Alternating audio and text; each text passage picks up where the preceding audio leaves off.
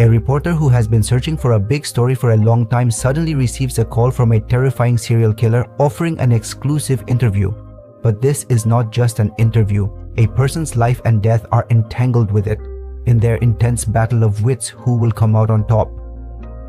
Will the serial killer be able to provide logical answers to these realistic questions? And why does the serial killer want to give the interview only to her? Today, we'll talk about it.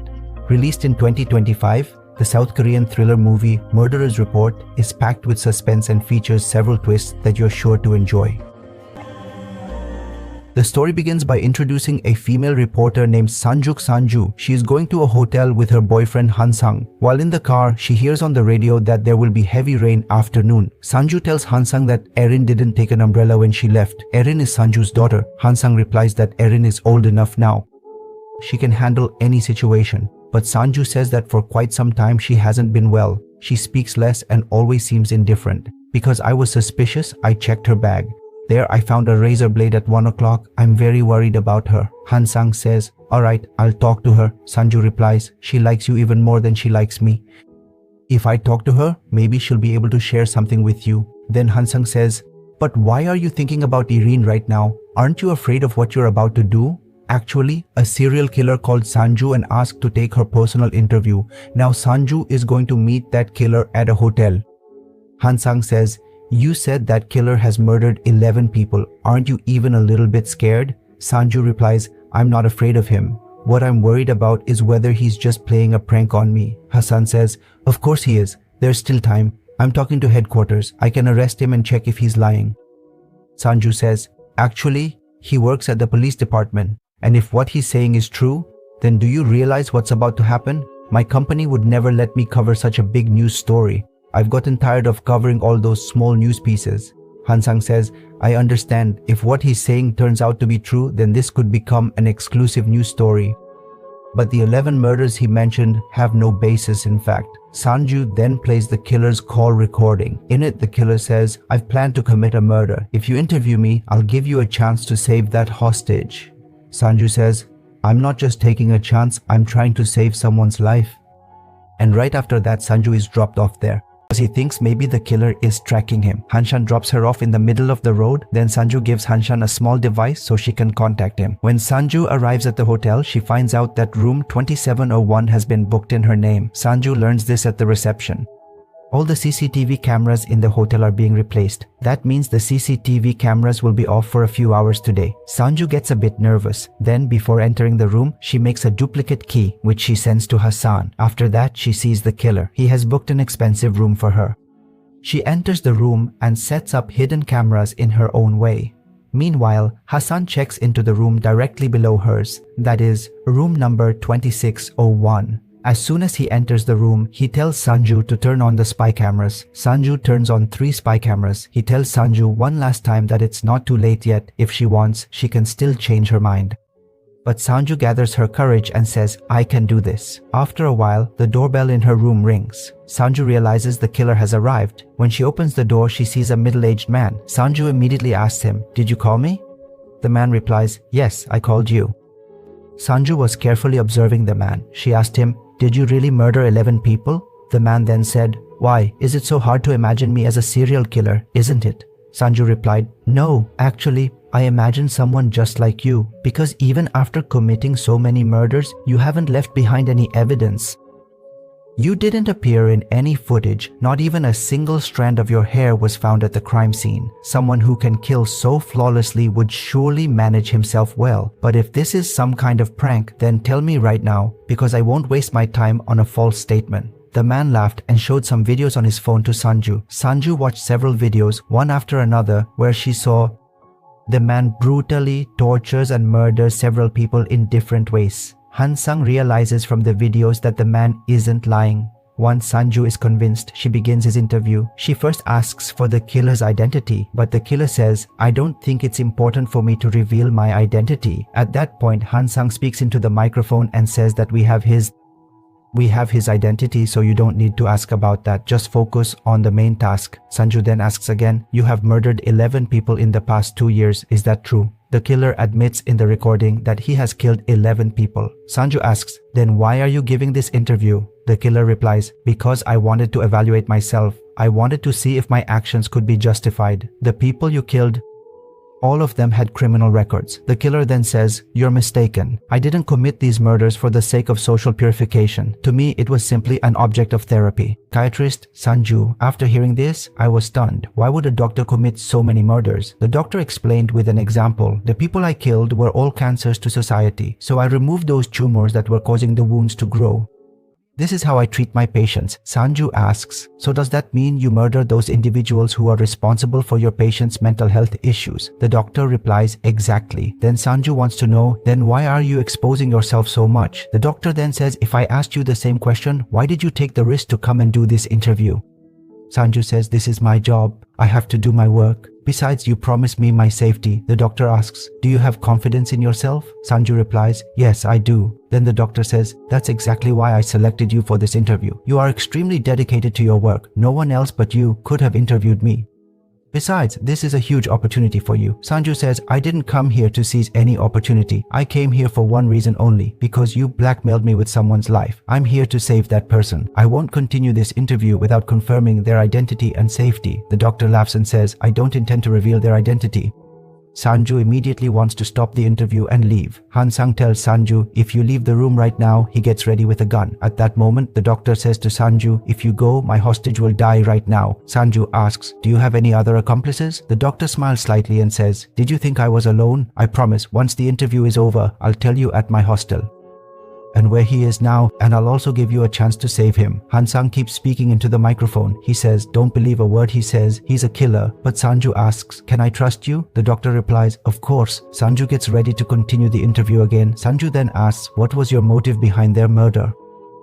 Then he begins to tell the story of a girl. He says, a girl was living a normal life. She became pregnant a few days after getting married. She thought the rest of her life would be filled with happiness. Suddenly, one day, a man saved that pregnant woman. A few days later, the girl became a mother, but that terrifying memory never left her. The girl used to see the image of that monster in her child. She felt as if she had given birth to the rapist's child, and because of this, one day she jumped off the balcony with her baby and ended both their lives. While hearing this, Sanju saw tears in the doctor's eyes. Then he asked, that girl was your wife, wasn't she? The doctor replied, your guess is absolutely correct. After my wife's death, I was sentenced to only 4 years in prison for that incident. A desire for revenge awakened in me, and during those 4 years, I kept preparing myself. I did extensive research on human anatomy and started keeping myself fit. Then, finally, the awaited moment arrived. I waited in front of the prison to kill that man, but destiny had something else in store. The day before he was to be released from prison, he died from an electric shock. All those years of effort ended in a single moment. I couldn't find any reason to go on living. I had become a drug addict. It felt like I would soon be able to meet my family. But suddenly, at 1 o'clock, a second chance came to me. A patient came to me for counseling, bringing the pain of his life. His story was just like mine. He had lost his happy family. A driver had killed his wife and child in an accident. That patient of mine suddenly encountered that very driver. He tried many times to take revenge by murdering the man, but failed. I could feel his pain. Then I asked him, can I murder him for you? He listened to the whole story of my life. After that, he agreed, and after hearing everything, Sanju says, that's why the police couldn't suspect you, because your patient helped you. The doctor says, yes, I planned everything and let that man take the blame. Sanju wants to know, what happened after that? Did your therapy treatment work in this case? The doctor says, my patient handled it very maturely. He was satisfied after seeing the criminal's dead body. This moment was the most valuable in my career, seeing my own patient smile. Sanju says, so, is taking revenge the greatest medicine for curing a disease? The doctor then says, if I talk about my wife, erasing that terrible memory was almost impossible for me. All my life, I have told my patients that everything will be all right. But when such an incident happened to me, I realized that nothing ever truly gets better. There are many treatments to free oneself from that kind of unbearable pain, but among them, revenge is one of the most effective. Sanju says, alright, so you think you're looking at this from a doctor's perspective, right? Was this really your duty as a doctor? The doctor then replies, the greatest duty of a doctor is to ensure the well-being of their patient. So, in my eyes, I did nothing wrong. Sanju continues, what are you doing here? If you're working for the safety of the citizens, then why didn't you inform the police right away? The doctor responds, because you threatened me if I didn't give you the interview. Interview you, you would murder someone. The doctor says, you're not interviewing me to save someone's life. You're doing this interview just to make an exclusive news story. Sanju stays silent for a while, then says, I already told you. I didn't come here for the news. The doctor holds Sanju's hand and says, look into my eyes and tell me. Sanju repeats, I came here to save someone's life. The doctor checks Sanju's pulse and says, you're responding under stress. That means you're lying. Just then, the doorbell rings. A waiter has arrived with lunch for the doctor. The waiter serves the food and comes to the doctor for a tip. While giving the tip, the doctor mentions the waiter's name. The waiter asks, do you know me? At that moment, the doctor injects something into the waiter's neck. The waiter dies instantly. Sanju is completely stunned to witness a murder right before his eyes. He says, what have you done? The doctor says he raped a girl, recorded a video of it, and had been extorting money from her for 3 years. This is what I wanted to deal with during the interview. Sanju says, but you said you would commit a murder tonight. The doctor then says, I will murder someone else tonight. We should focus on our next target.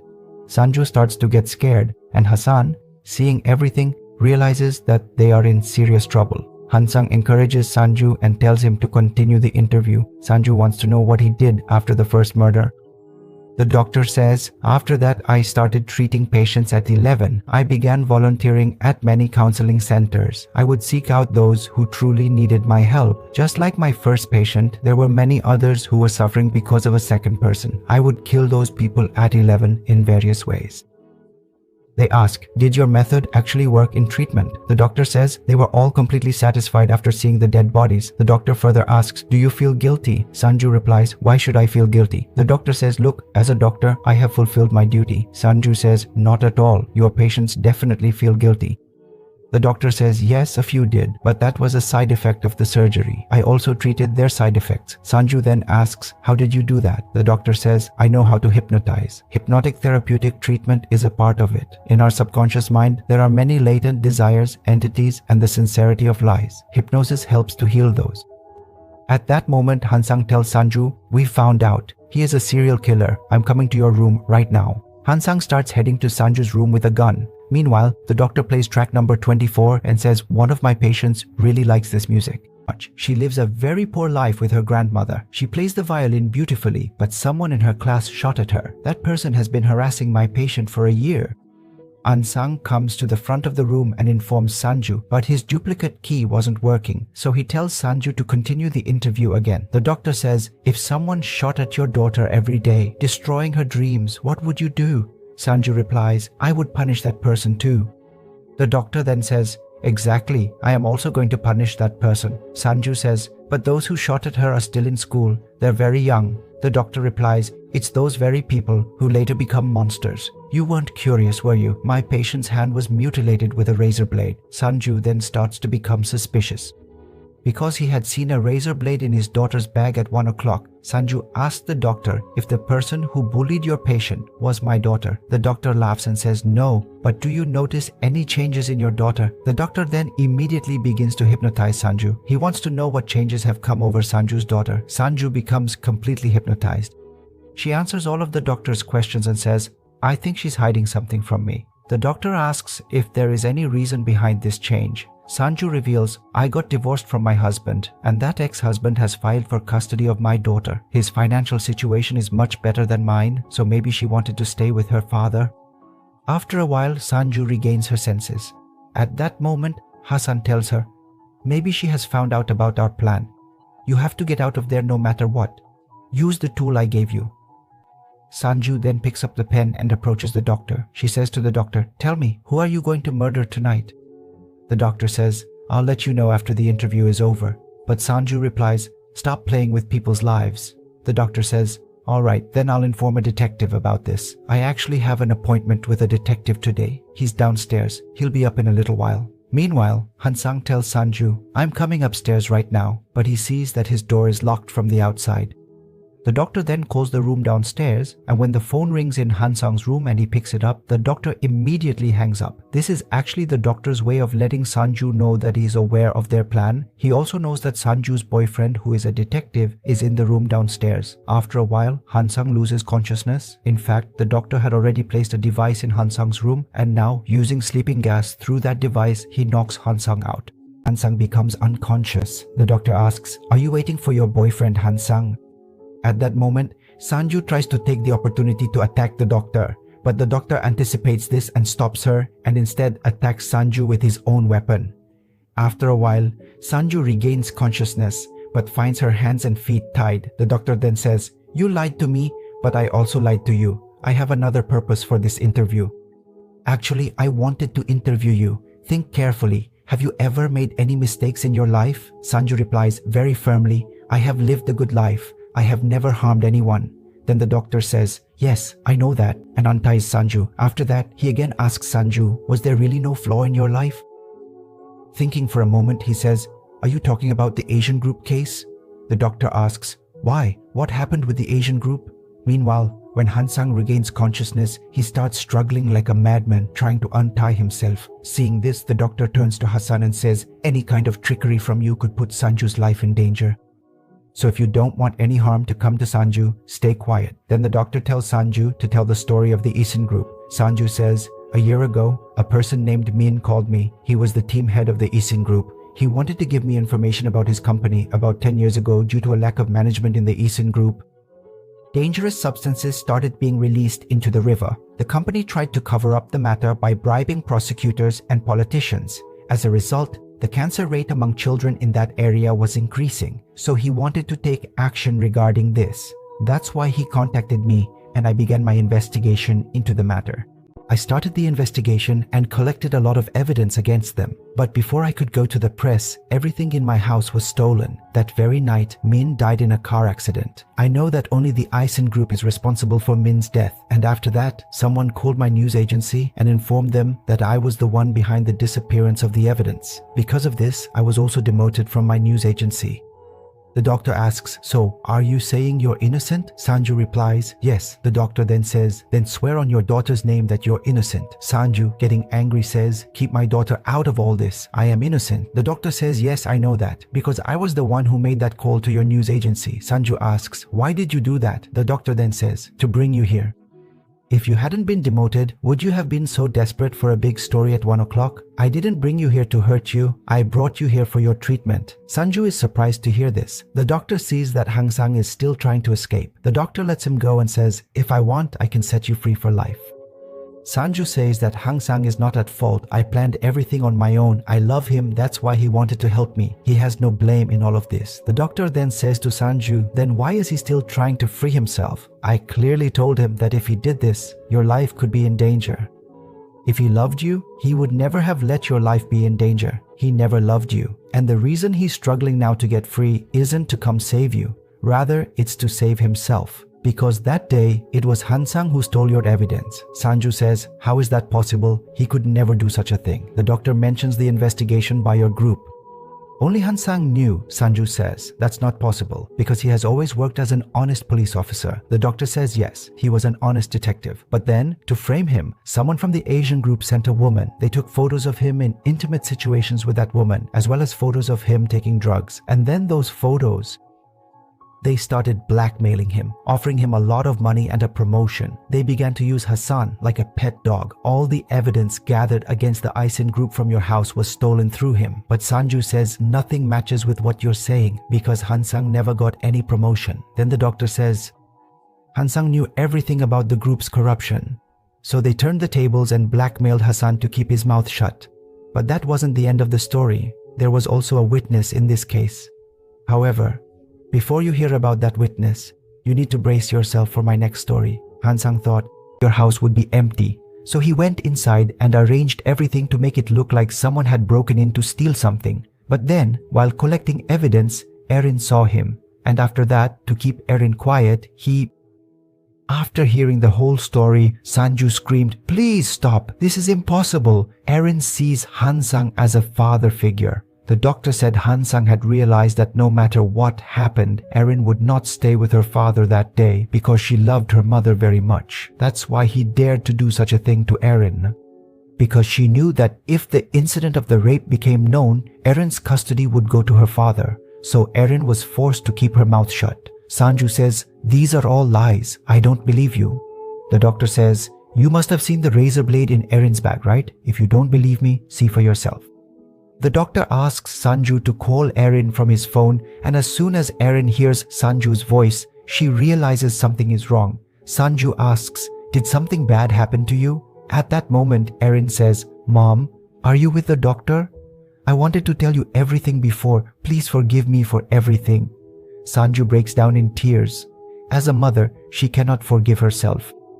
Onion fails. The doctor asks, "What do you want to do now?" Sanju says, "I want to talk to her face to face." The doctor gives permission. Sanju goes down to the lower floor to speak directly with Hansang. She asks Hansang, "Did you really touch my daughter in such a vile way?" Hassan replies, "What are you saying? How could you even utter such a word?"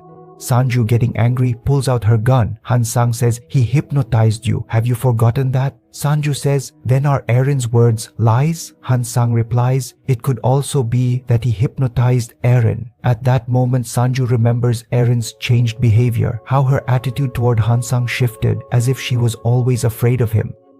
Sanju says, "You abused my daughter." At that moment, Hansang snatches the gun from Sanju. Hansang says that was a mistake at 1 o'clock. Sanju, enraged, attacks Hassan, but Hansang starts hitting Sanju hard. After this, the doctor enters Hansang's room to talk to him, but Hassan immediately tries to attack the doctor as well.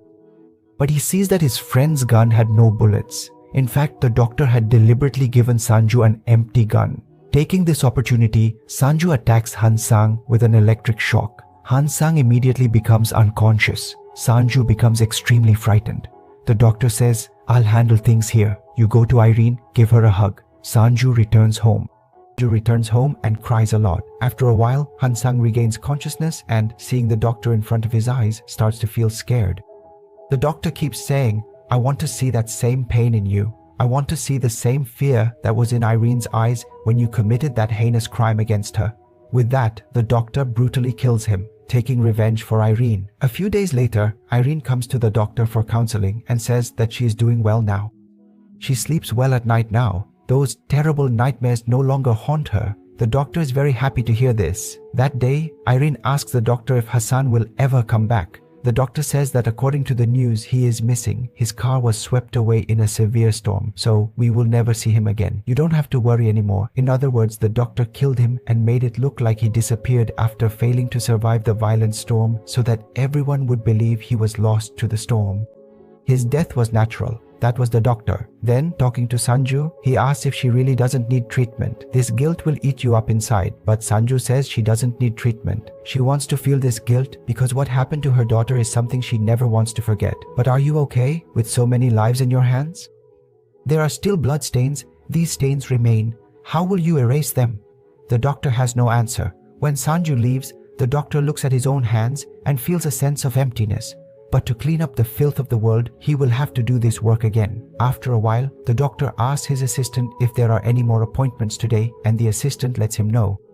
A social worker has brought in an abused child for counseling. Will you do the counseling? The doctor remains silent for a moment, then asks them to come inside. Now the doctor has found his next target, and with that, this story comes to an end. So friends, that was today's story. Let us know how you liked it, and if you enjoyed it, don't forget to like, comment, and share. See you in the next story. Keep loving. Bye.